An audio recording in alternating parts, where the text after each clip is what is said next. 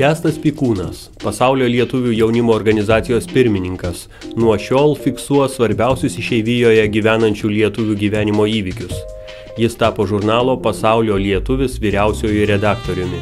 Kęstas Pikūnas priklauso naujajai emigrantų kartai. Prieš 11 metų išvyko studijuoti į Angliją ir ten užsibuvo. Kaip ir daugelis svetur gyvenančių jaunų lietuvių, jis planuoja grįžti gyventi į Lietuvą. Tačiau pripažįsta, kad norėti grįžti į gimtinę ir iš tikrųjų grįžti yra skirtingi dalykai.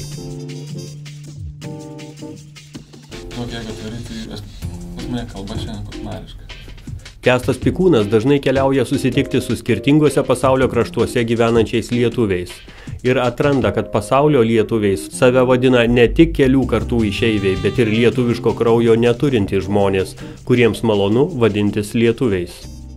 Kęstai, pasaulyje yra 1 milijonas lietuvių, kurie gyvena ne Lietuvoje.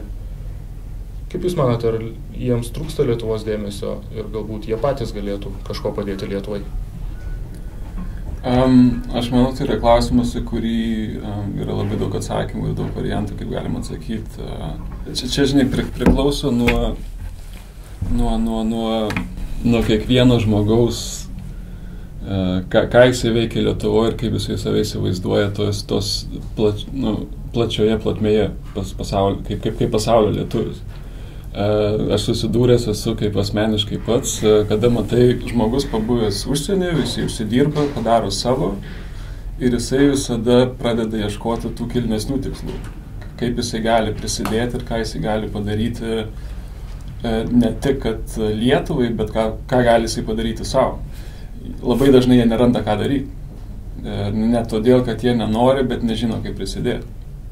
Kiek lietuviai užsienyje stengiasi būti lietuviais? Aš manau, kiekvienas lietuvis, kuris gyvena užsienį, jisai kad ir to kartais nepripažįsta.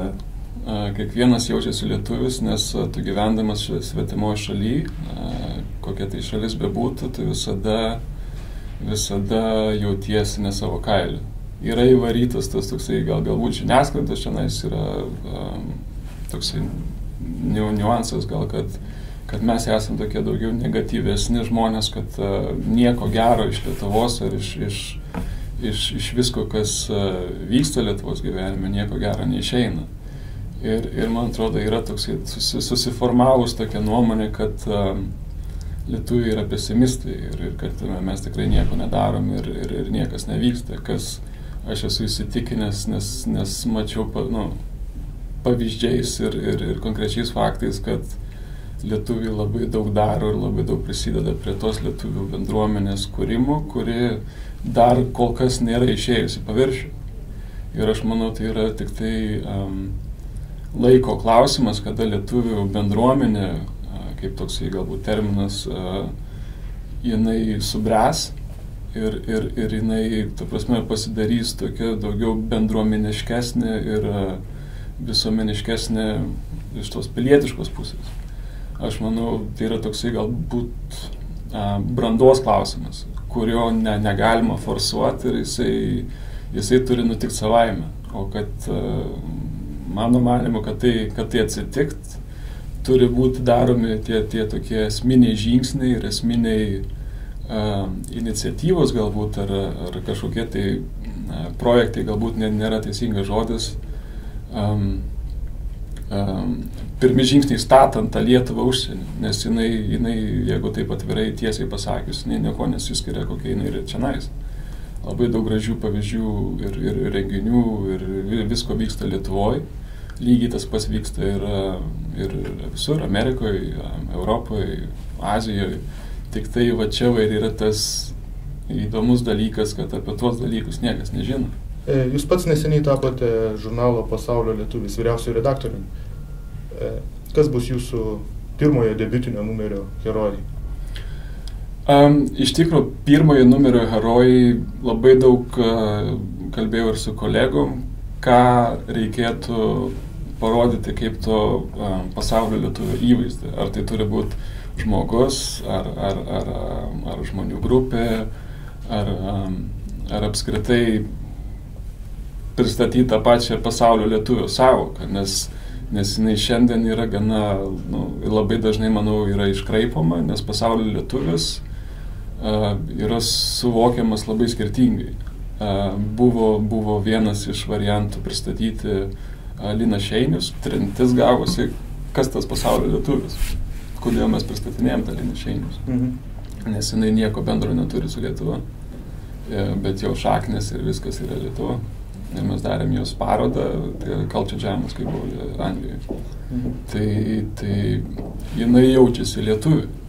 Ir ta prasme, ir per tą aš norėjau tokia padaryti pirmo numerio temą. Ta prasme, ar čia yra tas būsimasis pasaulio lietuvis, kuris turi lietuvišką vardą, lietuvišką pavardę, jos ten darbai ir viskas yra kažkiek įtakoti tos Lietuvos. Ir jos tėvų, kaip jinai buvo užauginta ir taip toliau. Ar tas pasaulio lietuvis eina kitą linkme ir jis yra priklausomas nuo Lietuvos.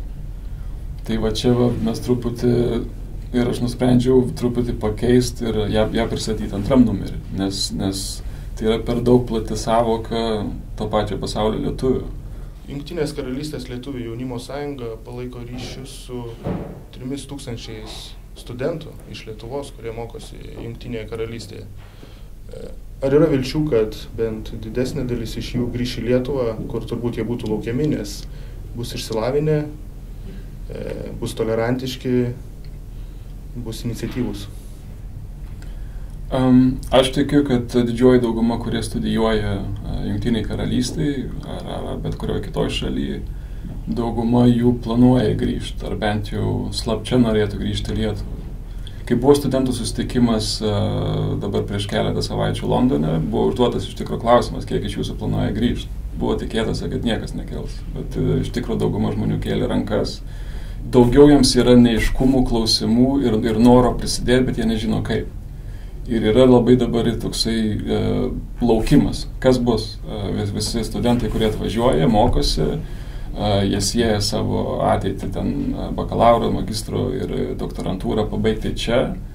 Ir galbūt esama situacija Lietuvoje jų neskatina ar bent jau nešaukia garsiai kad jie nori grįžti į Lietuvą. Bet aš manau, kiek šnekant asmeniškai su studentais Londone ar Amerikoje, dauguma jų, jeigu jie yra užaugę Lietuvoje, planuoja grįžti į Lietuvą.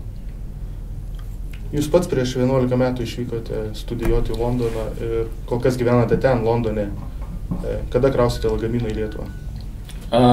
Planuoju pavasarį krauti, bet grįžtu vis darbo reikalais ir aš manau,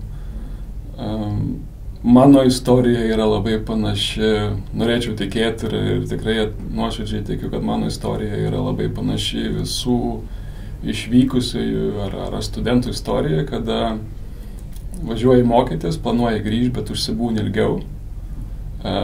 Kartais visai tam galbūt neturėdamas priežasties, bet tavo užsibuvimas kitoje šalyje yra sąlygojamas to, kad tu pripranti, turi būstą, turi draugus, bet tas turėjimas tokį gyvą ryšį su Lietuva ir nenutrukimas nuo Lietuvos, tave visą laiką viena koja laiko Lietuvoje. Ir aš manau, tai yra tik tai laiko klausimas, kada tu vėl pergalvoji ir vėl permastai, kaip tu save gali realizuoti Lietuvoje. Pasakyti, kad jo, aš grįžtu, yra labai paprasta. Bet jeigu tu nežinai, ką tu nori pasiekti, ką tu nori padaryti, kaip galų galę save išnaudoti ir savo įgūdžius, patirtį, tas grįžimas gali būti visiškai betikslis. Lietuvoje mes dažnai kalbam apie dvi Lietuvas esančias čia. Turbūt panaši savoka egzistuoja ir Didžiojoje Britanijoje, kur dalis lietuvių dirba Cityje, mokosi universitetuose, tačiau kita dalis dirba baruose, statybo aikštelėse, fabrikuose. Jie turbūt yra pikti, pavargę ir turbūt tie, kurie mažiausiai myli tą Lietuvą. Šiaip drįsčiau nesutikt, nes tai yra daugiau, mano nuomonė, yra stereotipas. Lietuva yra viena, ta prasme, jinai nesiskiria nuo taip kaip ją suvokia žmogus dirbdamas banke ar statydamas olimpinį kaimelį. Galų gale mes visi kilę iš tų pačių šaknų.